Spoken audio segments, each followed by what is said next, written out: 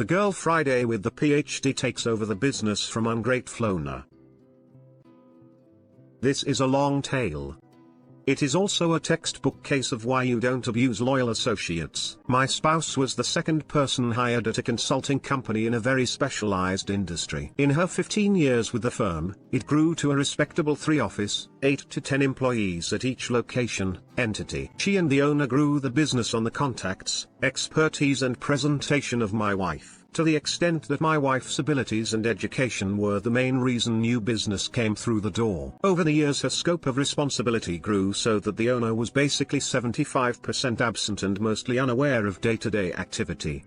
As he got more and more removed from the business, he would make overtures that he would eventually retire and sell her the business. He was so dependent on her income generating that he took out a life insurance policy on her. I did not involve myself too much. But at a major industry dinner party I attended with her, he introduced my wife to the table as my girl Friday, basically a secretary, which was weird. Over the years she tried to get an agreement in place to buy the firm, even if it was years away. He always delayed and made promises but never followed through. I told her this guy doesn't respect you or your contribution, he will never sell you the business because there is no reason to, he can make more money by stringing you along, and essentially, you are the business, why would he sell it to you? One day out of the blue, my wife received a raise and bonus, a very minor amount of money, and a contract that included a non-compete, non-disclosure agreement. After reading it, she realized that the owner was trying to lock her down from leaving for another firm. She had been getting feelers from other companies. To make things even more suspicious, she received a call from a competitor who said they were in final stages of due diligence and they wanted to meet her. The asshole was selling the company and didn't think to tell her or ask if she was interested in buying it. She ignored the agreement and there were no other agreements in place. She was totally free.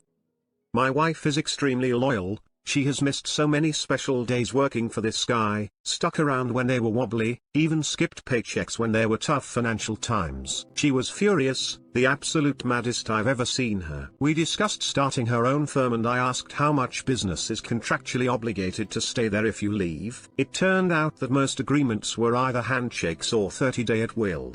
I also asked how many would leave with you.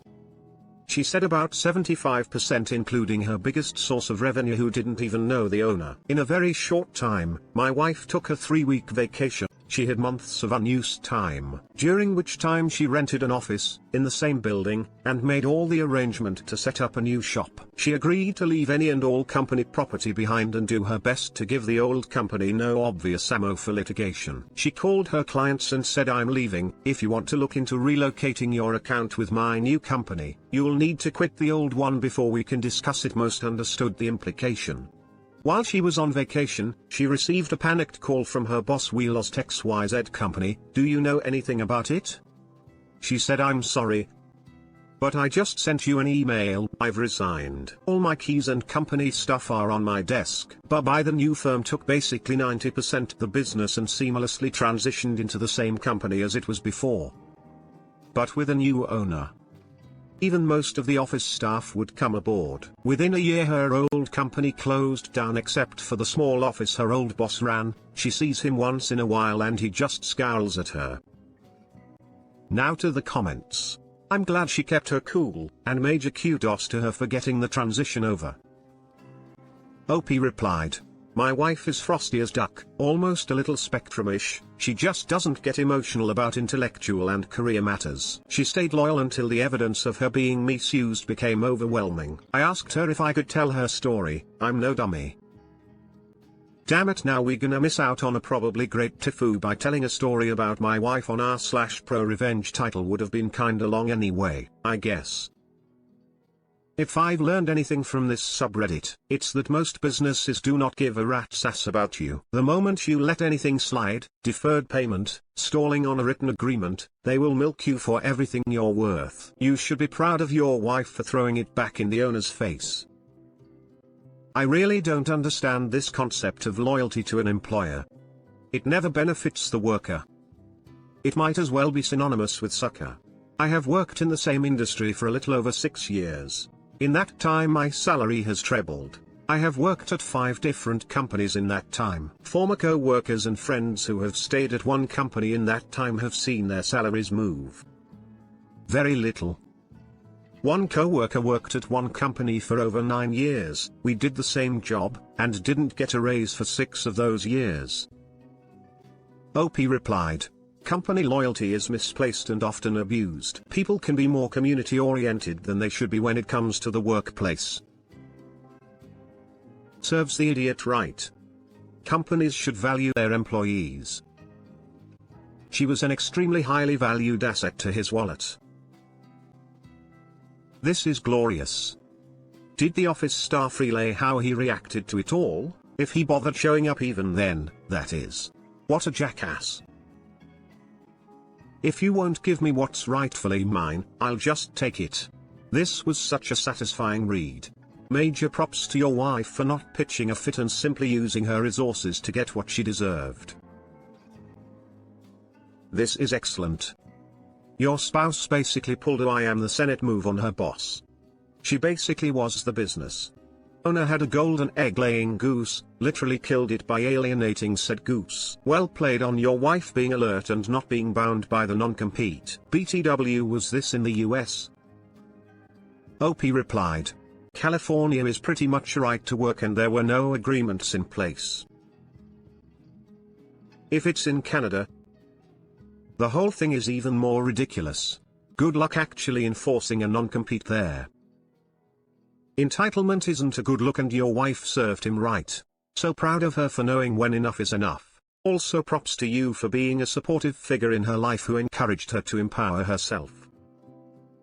OP replied, I'm a big-time believer in entrepreneurship. My wife took more convincing than written about here. But when she pulled the trigger, that wasn't a trigger, it was a detonator.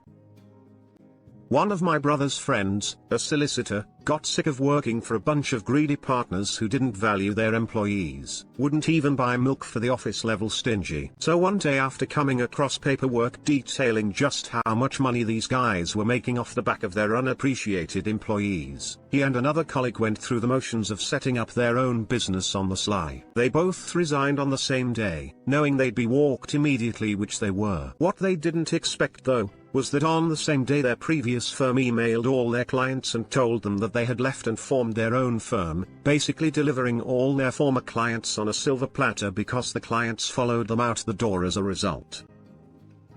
Hubris bit them in the ass. What a great story. Your wife proved she was the main reason the old business prospered. She done a great job. I guess he never sold the business.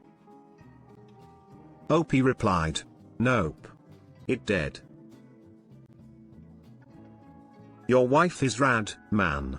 We had lady do that in my old office a few years ago and I loved how it made my old piece of shit boss go from his giant house in the foothills to his son's mother-in-law's quarters.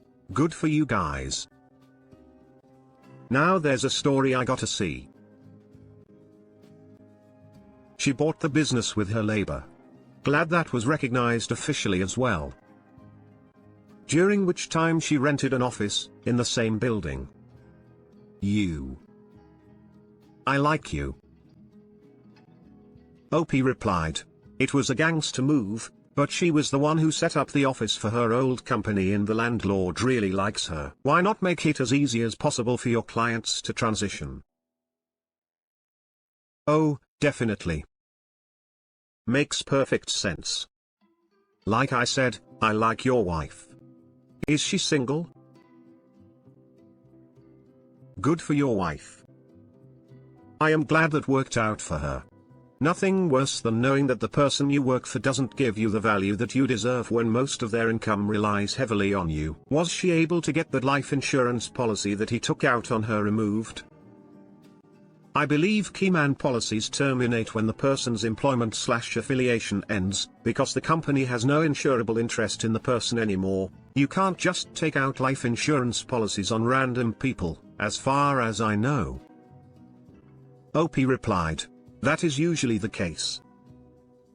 This is the worst type of business to try to screw over your employees. With consulting, you aren't creating anything physical worth value. Almost every bit of value is the actual employees. And clients don't want to deal with setbacks of losing their point of contact. So the employee is much more of an asset than the business itself. And the owner has no leverage other than keeping his employees happy. A lot of businesses can overcome greedy owners, but consulting is definitely not one of them. Glad your wife made it through the other side better than she went in.